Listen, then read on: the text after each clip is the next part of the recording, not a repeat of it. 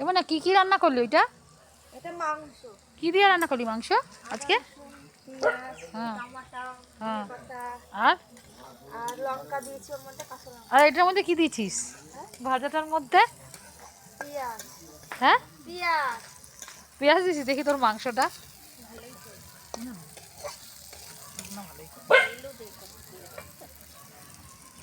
তেল তো দিতেই হবে, তেল আমরা বেশি খাই না, অল্প। মাংসটার সঙ্গে তেল ছিল না, চর্বিটা। ভালোই তেল দেয়। হুম।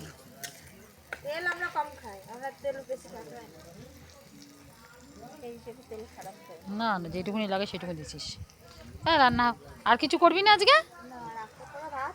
আর মাংস আবার কি লাগবে? দুজন মানুষ উচ্ছা ভাজা আলু ভাজা, ছেলেটা খায় না, ওকে এই মাংসই থাকতে দেবে, এক বাটি মাংস লাগে কি?